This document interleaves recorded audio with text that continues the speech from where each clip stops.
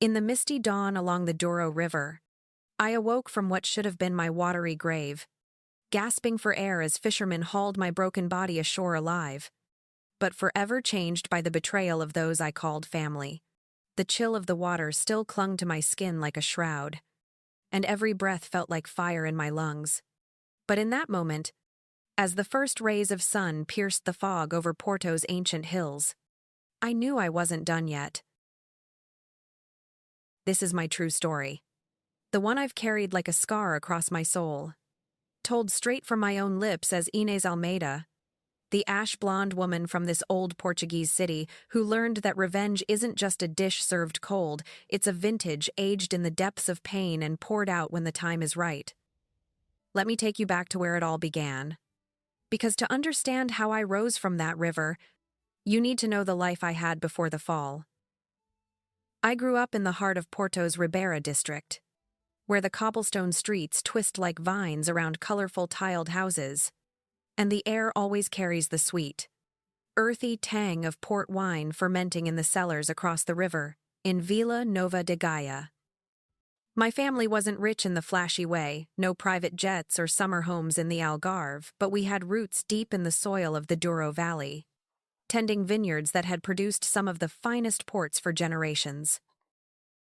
My father was a quiet man, a master blender who could taste a barrel and tell you the exact year of the harvest, the slope of the hill where the grapes grew, even the mood of the pickers that season. He passed away when I was just out of university, leaving me, his only child, with a modest inheritance and a love for the wine that ran through our veins. That's how I met Tomás.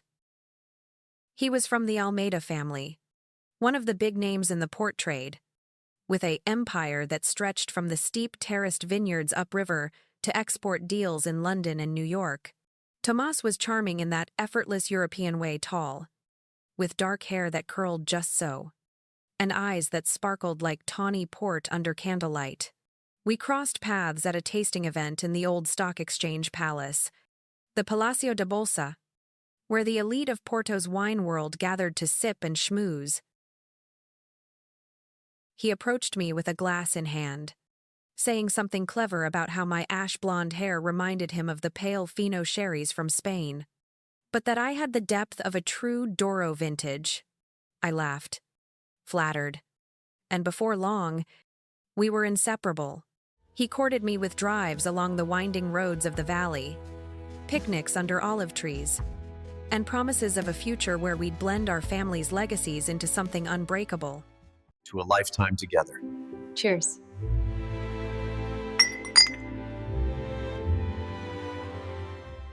Our wedding was the talk of Porto. We held it in the ancient cellars of Vila Nova de Gaia, beneath those massive vaults where barrels stacked high like sleeping giants, and the air dripped with what they call the angels, share the evaporation that gives the wine its soul. I wore a simple lace dress, my hair loose and catching the flickering lantern light, and as we exchanged vows surrounded by family and friends, I felt like I'd stepped into a fairy tale. Tomás's older sister, Beatriz, stood by his side as his witness, her sharp features softened by a smile that I now know was as fake as a counterfeit label. She was the brains behind the Almeida operation, a woman in her mid-30s who'd clawed her way to the top after their parents died in a car crash years earlier. Beatriz ran the books, the deals, the everything, while Tomás was the face, the glad-hander who sealed contracts over long lunches, life as Mrs. Almeida started sweet. We moved into a charming apartment overlooking the river, with views of the Dom Luis Bridge arching like a steel rainbow. Tomás worked long hours, but he'd come home with bottles of rare reserves for us to taste together, swirling the ruby liquid in our glasses as we talked about expanding the business. I got involved too, using my degree in business from the University of Porto to help with marketing. We dreamed of launching a new line of organic ports, something modern to appeal to the younger crowd in America and Asia. But cracks started showing early. Beatriz was always around, hovering like a shadow. 'Is She'd drop by unannounced, questioning my ideas, saying things like, Inês, dear, you're so fresh and innocent. Leave the real decisions to those who've been in the trenches.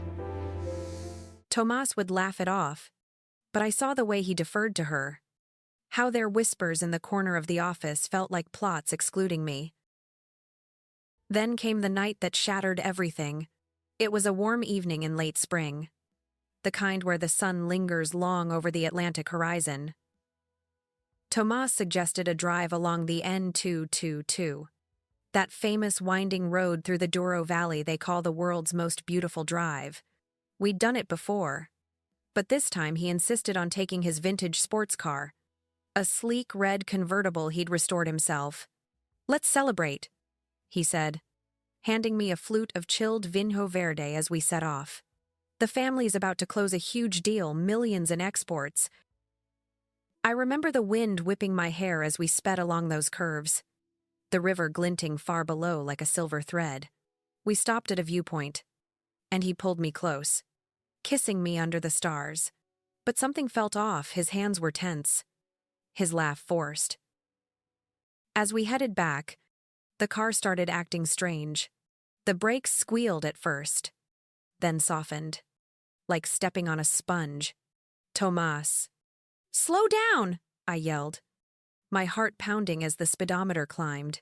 He pumped the pedal, his face pale in the dashboard glow. "It's not responding." The road twisted sharply, cliffs dropping off to the right. I grabbed the door handle, screaming as we veered toward the edge. The last thing I saw was Tomas lunging for his door, the car flipping over the guardrail, tumbling down the rocky slope toward the Douro.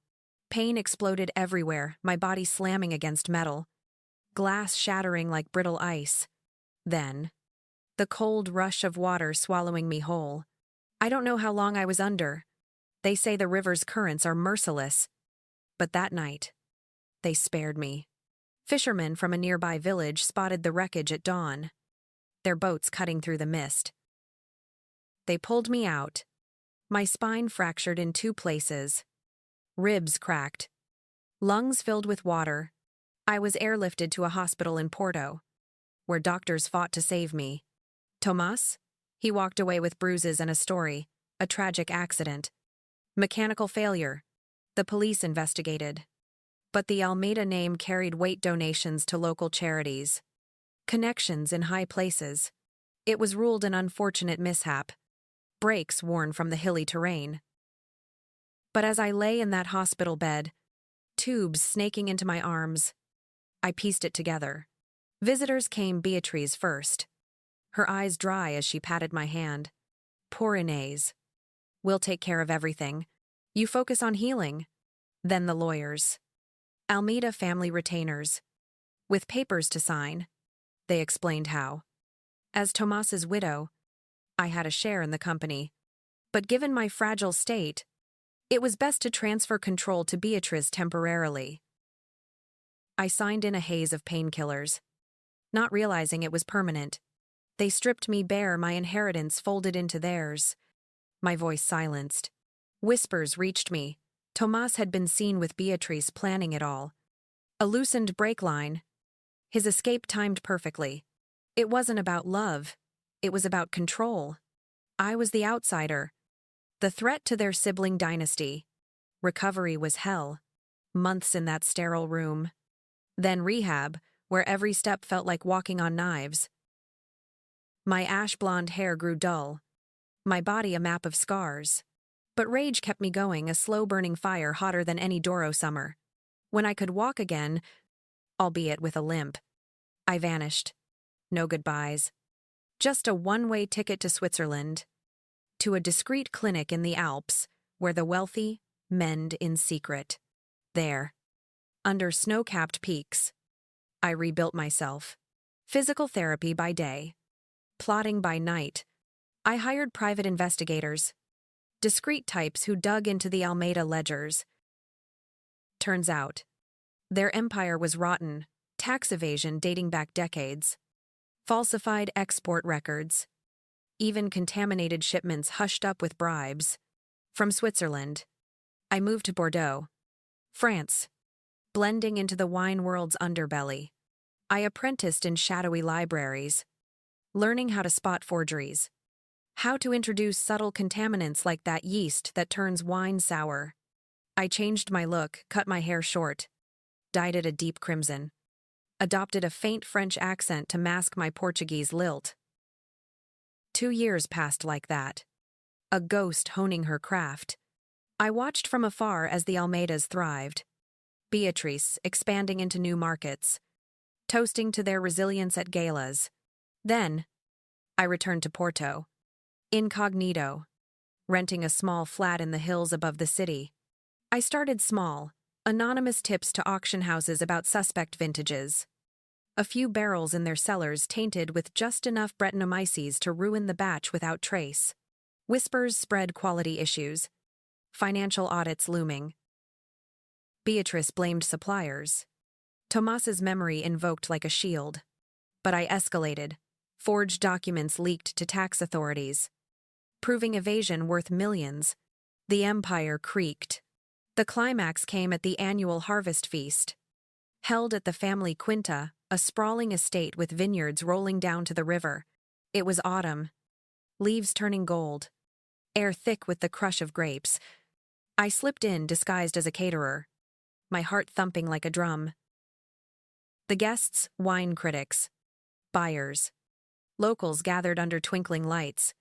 Beatrice, in a silk gown, raised a glass of their legendary 1870 reserve, toasting to absent friends. That's when I stepped forward, shedding my apron, my voice cutting through the chatter. You still keep my husband's favorite vintage locked away. Beatrice, shall we open it together? The crowd parted as I produced an old iron key, one I'd stolen years ago. They cracked the barrel, but instead of wine, river water gushed out, mingled with the stench of decay. Pinned inside was Tomas's signet ring, the one he'd sworn never left his finger that fateful night. Chaos erupted. Beatrice's scream echoed off the stone walls. Guests gasped. Phones out. Recording.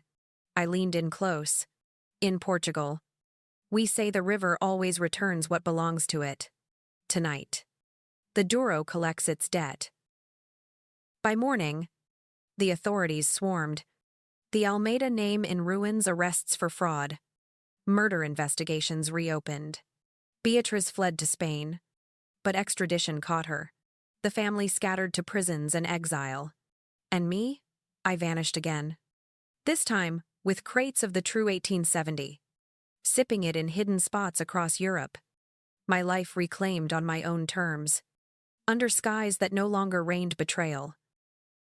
But that's not the end. There's more to how I ensured they'd never rise again.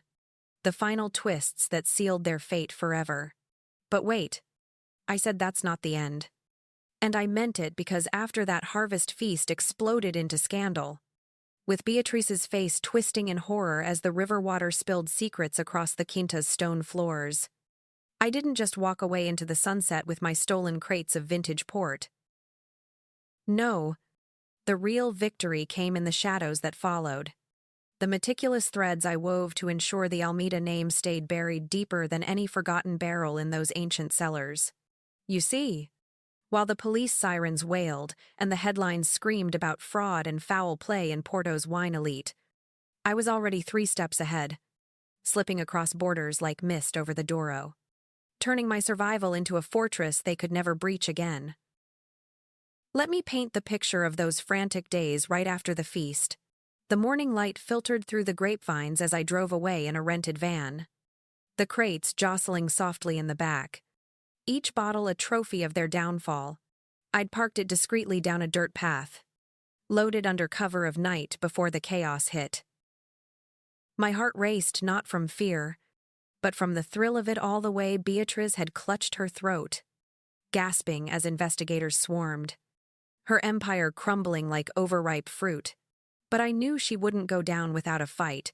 Siblings like her and Tomas had clawed their way up by stepping on bones, and she'd try to rebuild from the ashes. So, from a safe house in Lisbon, A nondescript apartment overlooking the Tagus River where the air smelled of grilled sardines and sea salt. I monitored everything. I had contacts, now discreet allies from my time in Bordeaux. Wine insiders who'd tasted the bitterness of the Almeidas' dirty deals and were eager to help a ghost like me. First, I targeted their international connections. The Almeidas had partners in Britain and the States. Big importers who'd turned a blind eye to the shady provenance of those rare vintages. I leaked more documents, this time through encrypted channels to journalists in London.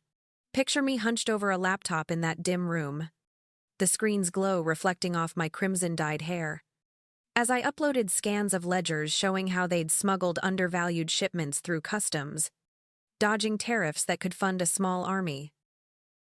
One key piece was a contract from the 1990s. Hidden in a Swiss bank vault, I'd accessed via a hacker friend proof of money laundering through fake wine auctions. The story broke in The Guardian. Headlines blaring about Porto's poisoned chalice. And suddenly those British buyers were cutting ties. Their reputations on the line. In New York, a similar splash in the Wall Street Journal had importers scrambling. Audits flying like autumn leaves. But Beatriz was cunning. She holed up in a villa near Madrid, pulling strings through lawyers to salvage what she could. I anticipated that. During my exile, I'd befriended a former Almeida employee, an accountant named Miguel who'd been fired for asking too many questions. He lived quietly in Coimbra, teaching at the university, but his grudge burned hot. We met in a cafe under the arched aqueduct, steam rising from our espressos as he handed over a USB drive filled with internal emails, evidence of Beatrice ordering the brake tampering herself, disguised as maintenance instructions to a mechanic who'd since vanished. She thought deleting them erased everything, Miguel whispered, his eyes darting, but I backed it up. I used that to tip off Interpol. Anonymously, of course, framing it as a whistleblower's confession. Within weeks, Spanish authorities raided her hideout, extraditing her back to Portugal where the murder charge stuck like glue. Meanwhile, I didn't stop at the family core. There were cousins and uncles who'd profited silently, living off dividends in quiet estates along the coast. I went after their personal fortunes next, methodically, like pruning a vineyard to kill the rot at the roots. One uncle, Eduardo, had a side hustle importing olive oil, but his books were as cooked as the Almeidas. From a hotel in Paris, overlooking the Seine, where tourists snapped photos of Notre Dame's spires, I coordinated with French tax officials. I'd learned during my Bordeaux days how interconnected the European wine and food trades were, and a few well-placed calls exposed his evasion schemes, underreporting harvests by thousands of liters, claiming phantom droughts. His assets froze overnight. Yachts seized in the marina at Cascais, leaving him penniless and pleading. As winter set in, with Porto's streets slick from Atlantic rains, I turned inward, reflecting on how far I'd come from that broken girl in the hospital bed. I'd amassed a small fortune by then, selling off select bottles from my hoard on the black market. Collectors in Asia paid fortunes for untainted Almeida reserves, irony sweet as the wine itself. But money wasn't the point, it was erasure. I bought up the family quinta anonymously through shell companies, turning it into a cooperative for local winemakers who'd been squeezed out by the Almeidas' monopoly. Imagine the satisfaction as I walked those vines again. My limp gone, thanks to endless therapy. Feeling the soil under my boots, soil that was now mine to nurture, not exploit. Beatrice's trial was the crescendo. I attended incognito, a scarf hiding my face in the crowded courtroom in Porto's historic center, where justice moved slow as aging tawny. Witnesses paraded. The mechanic, found hiding in Brazil, confessed to the sabotage. Experts testified on the contaminated barrels I'd engineered so precisely. Beatrice took the stand, her once sharp features gaunt, denying everything with crocodile tears. It was an accident, she sobbed. Inês was like a sister. The judge wasn't buying it. Convicted on fraud. Conspiracy and manslaughter, Tomas's death reclassified as part of the plot. She got decades behind bars. Her appeals crumbling like old cork. But the deepest cut? I visited her once. Through glass in that gray prison outside Lisbon. "Why?" she hissed. Eyes blazing. I leaned close to the phone.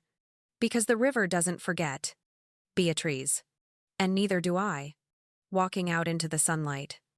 I felt free, truly free for the first time since that plunge. Years have passed now. And I've rebuilt in ways they never could. I run a small label in the Douro. Organic ports that honor the land. My ash blonde hair grown long again. Catching the sun as I oversee harvests. The Almeida name? A footnote in scandals. Whispered in wine circles as a cautionary tale. I sip the true reserves alone sometimes. Toasting to the woman who rose from the depths. And if anyone asks about the past, I smile and say it's just a story, a true one. Etched in every drop.